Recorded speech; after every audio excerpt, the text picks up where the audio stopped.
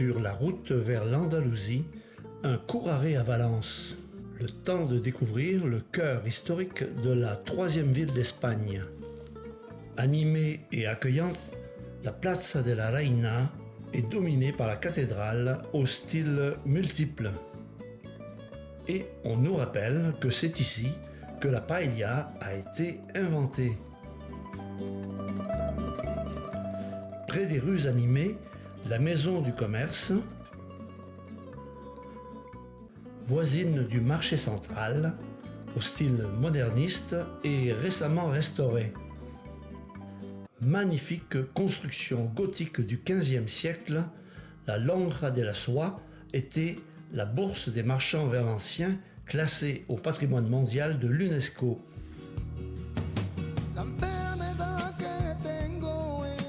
En cette soirée d'hiver, les rues avoisinantes sont calmes et tranquilles.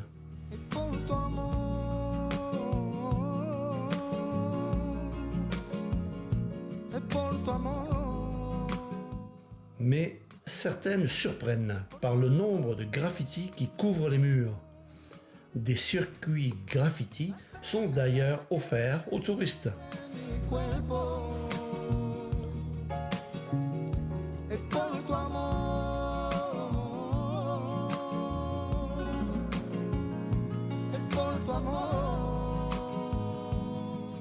La Plaza de la Virgen rassemble plusieurs monuments emblématiques de la ville. En plus de la cathédrale, la basilique Notre-Dame des Saints Innocents et Martyrs.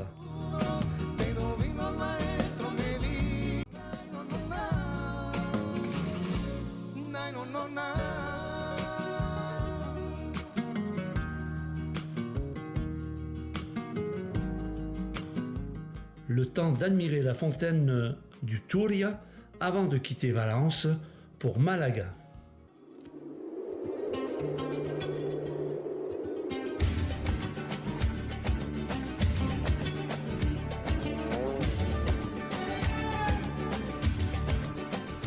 Dans le quartier du Rincón de la Victoria, notre maison offre une vue sur la mer,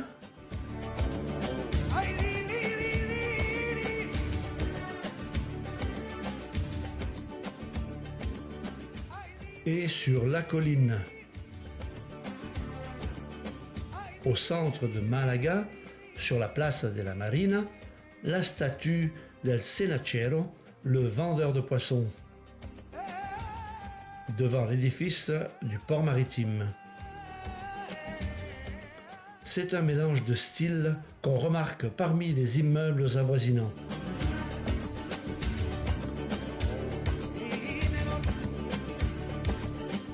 La rue du Marqués de Larios est décorée pour le carnaval tout proche. Les vendeurs et commerces en font une rue très animée.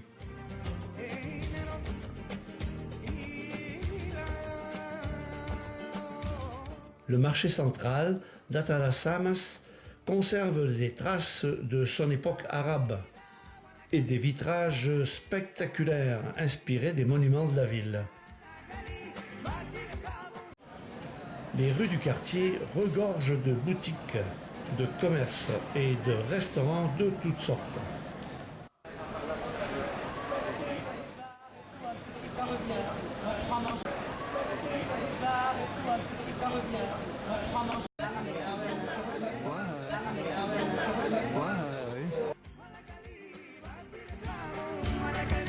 Faisons un tour dans la très renommée Bodega del Pimpi.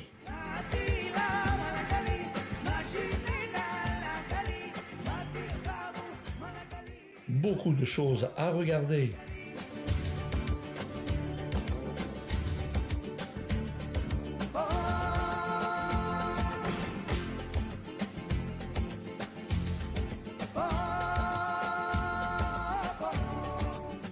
Mais on peut aussi goûter. La grada. Et l'autre, la béchamel. Grada. Ça, je sais plus ce que c'est. Salchipapa. Salchipata. Papa. Alors, to.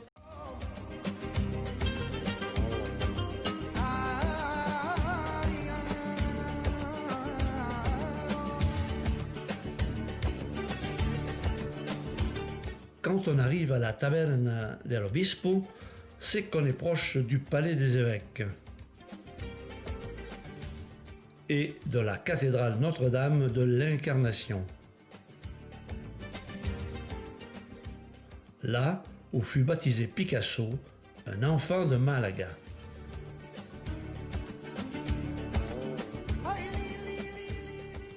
Pour certains, le temps s'est arrêté, mais il bouge encore.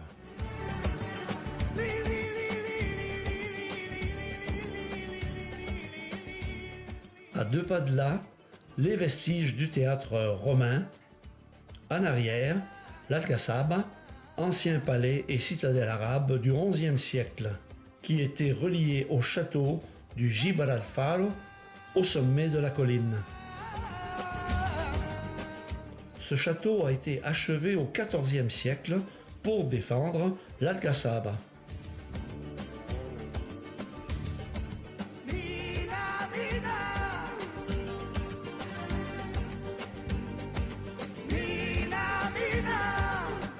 Depuis le sommet du Gibralfaro et de l'hôtel qui s'y trouve, on peut admirer à l'est le littoral méditerranéen,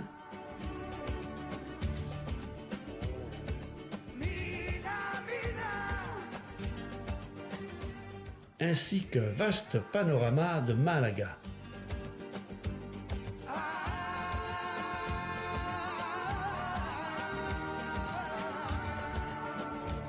De son centre historique.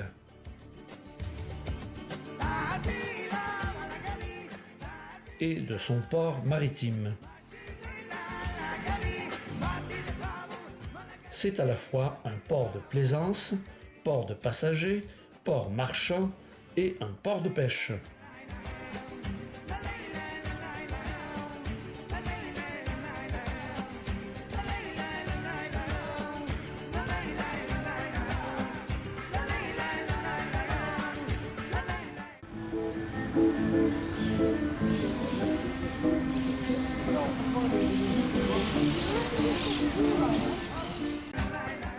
Il abrite de nombreux lieux d'activité, dont un musée du centre Pompidou, dans une ville qui est en train de s'établir comme une capitale gastronomique et culturelle.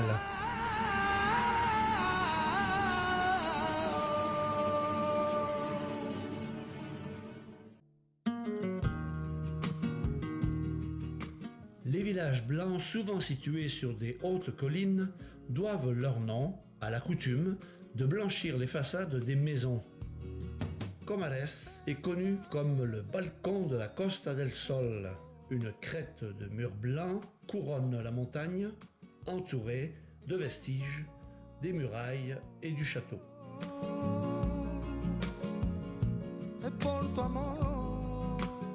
La porte d'entrée est là depuis plusieurs siècles. Les portes, les ruelles sinueuses et étroites et les petites placettes rappellent l'architecture arabo-musulmane. La reconquête chrétienne a transformé les mosquées en églises, puis développé un folklore de danse et de chant.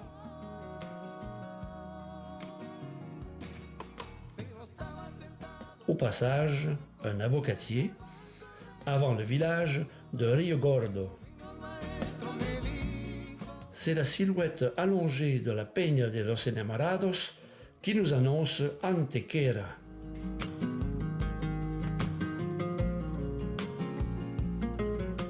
Dominé par l'Alcazaba, le palais-forteresse, sous domination musulmane, de 711 jusqu'en 1410.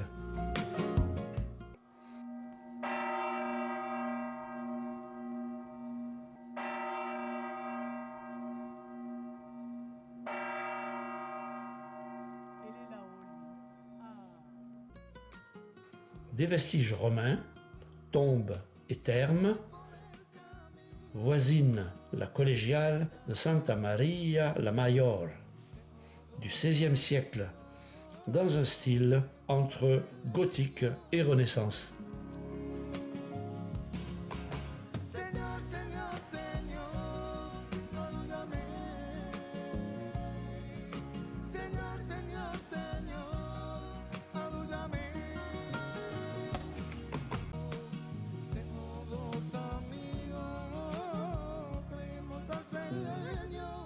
La ville et l'église San Sebastian s'étalent à nos pieds.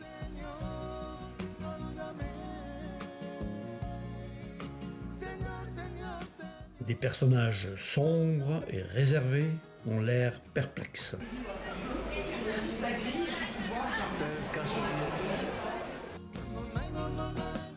Des lieux plus animés, des rues et des places attendent le carnaval, sans perturber la sortie d'école.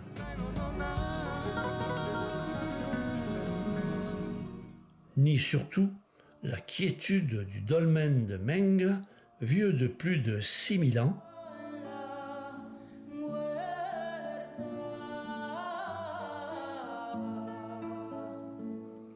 et du dolmen de Viera, du même âge, qui sont tous les deux recouverts d'un tumulus de terre.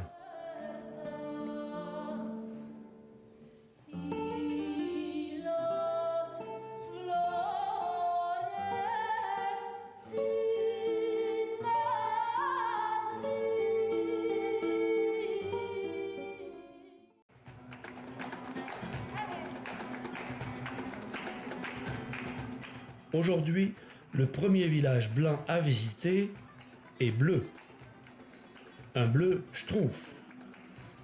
Car en 2010, Sony Pictures y a tourné son film sur les schtroumpfs et fait peindre tout le village en bleu. Après le tournage, le nombre de visiteurs a été pharaonique. Et pour cela, les habitants ont décidé de rester en bleu. Ce qui a donné beaucoup de couleurs à leur vie.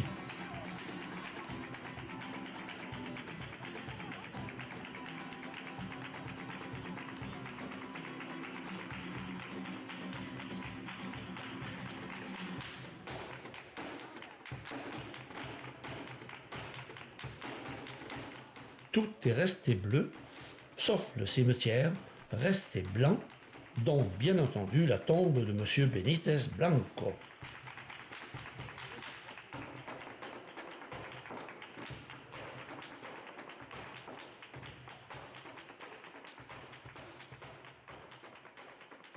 Quittons Huáscar pour les gorges del Sol et le village troglodyte de Setenil de las Bodegas.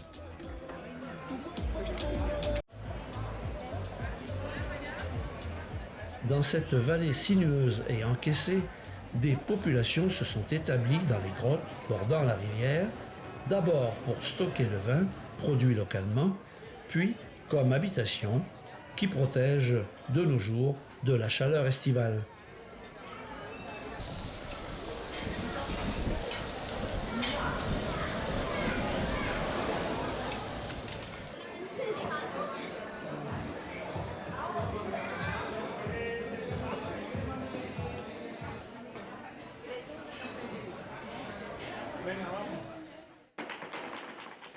La campagne verdoyante est largement cultivée dans les montagnes environnantes.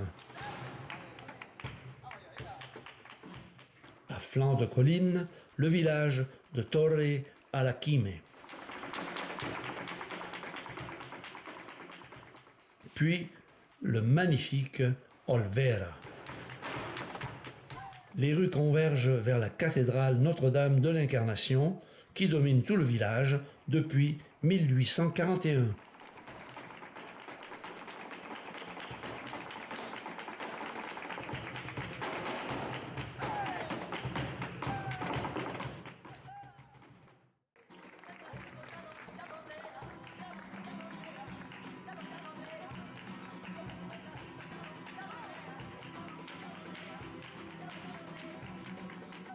Sur le rocher voisin, le château du XIIe siècle, qui bornait la frontière entre les Espagnes musulmanes et chrétiennes. À la limite du parc naturel de Grazalema, Algodonales, au passé agité mais réputé à présent pour ses ateliers de fabrication de guitares.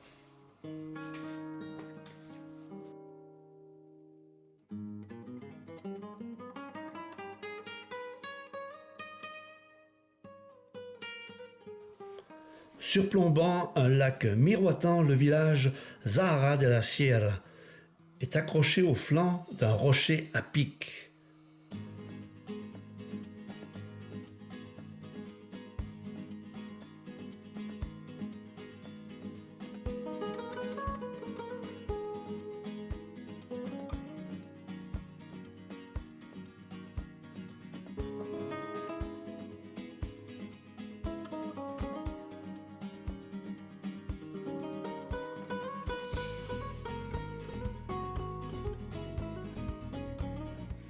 Après de multiples virages, la route nous mène à Grazalema dans un décor splendide.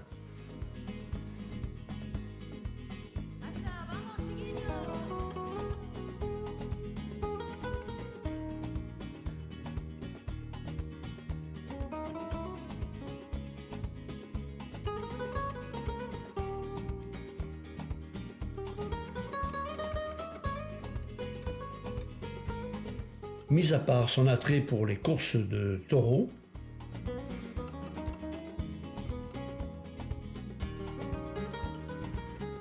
le village est reconnu pour la fabrication de couvertures et pour son miel.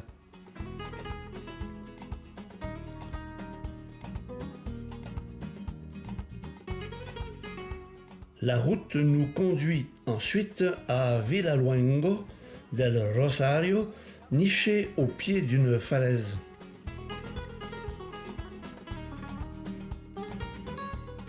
Comme son village jumeau de Benaocas.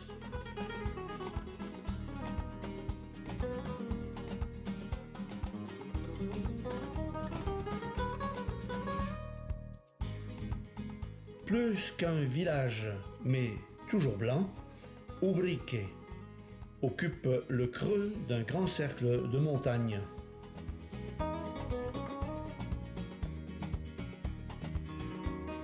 Au loin, sur un monticule, Villamartin, une fontaine de briques au centre du village,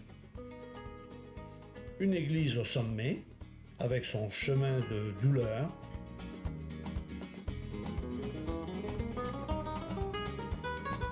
une offre de repos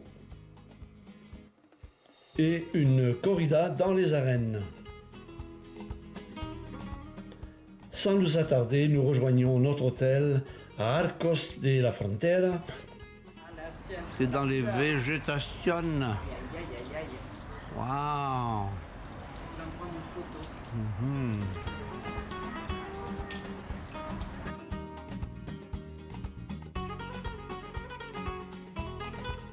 Dans la rue, des pénitents sont toujours de garde.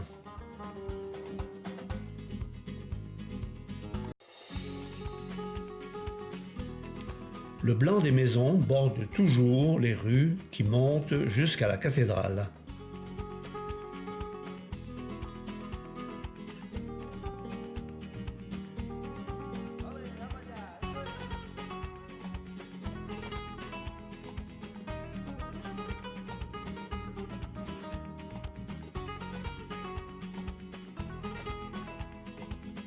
Majestueuse, elle se laisse dorer par le soleil couchant.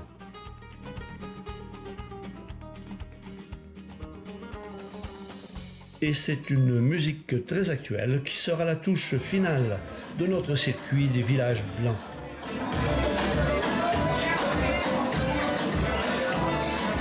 Dernière ville andalouse du voyage. Ce dernier week-end du carnaval de Cadix est surtout réservé à l'expression locale de la population.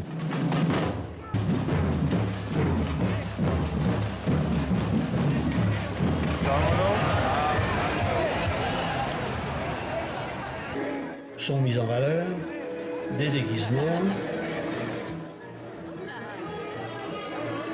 et des chœurs qui n'hésitent pas à exprimer des propos libertaires ou ironiques envers le système et les pouvoirs en place.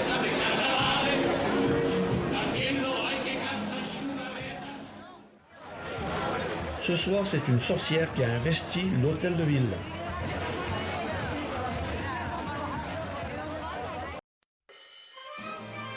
Aujourd'hui, dernier jour de carnaval, ce sera un peu la corrida.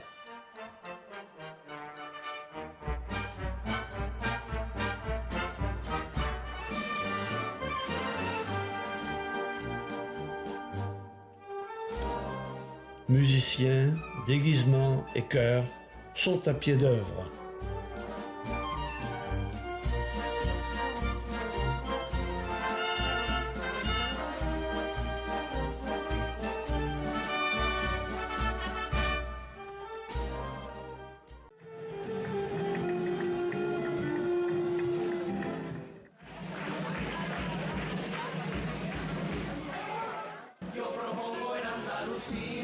Luchar contra la policía, declarando la independencia, pero siempre sin violencia. Ahí ya mi país, familiar, perdón, no diga.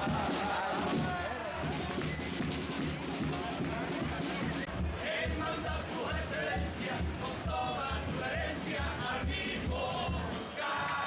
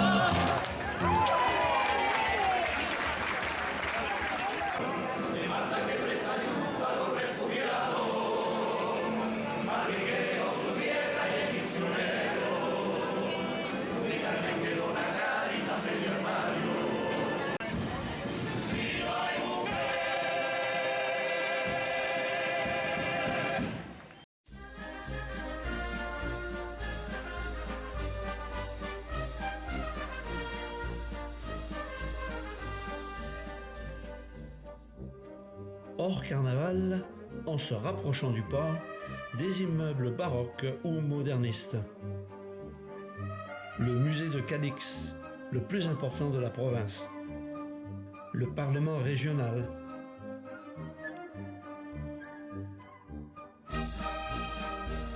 Sculptures et statues monumentales.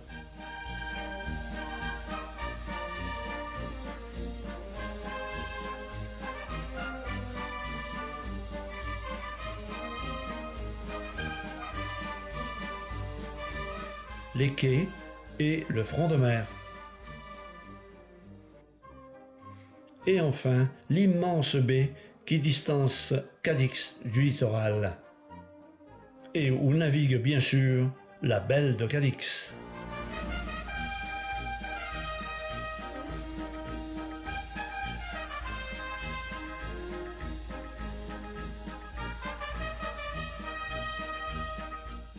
Avant de retrouver la terre ferme. Sur la route du retour, un arrêt à Tolède.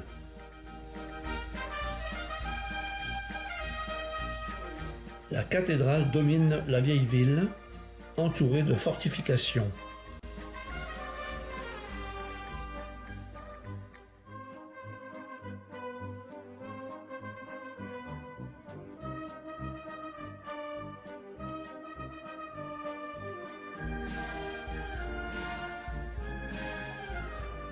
Des immeubles de style Renaissance jusqu'au baroque.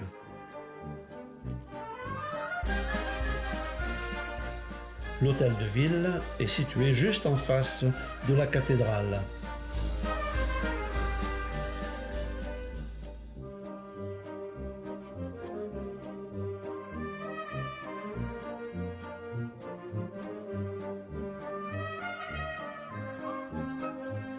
De petites places,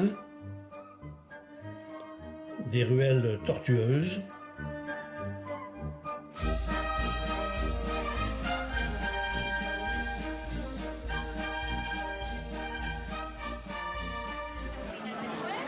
et des rues commerçantes encore grouillantes de monde en ce début de mars 2020. Des spécialités locales, des massepains,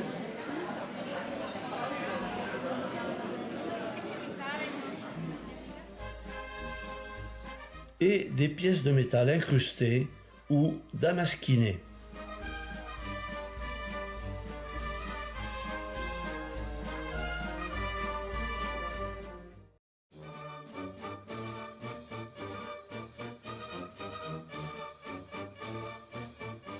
Alors qu'une ancienne porte mort encadre Don Quichotte, un Don Quichotte éclairé par la lune et les derniers rayons du jour.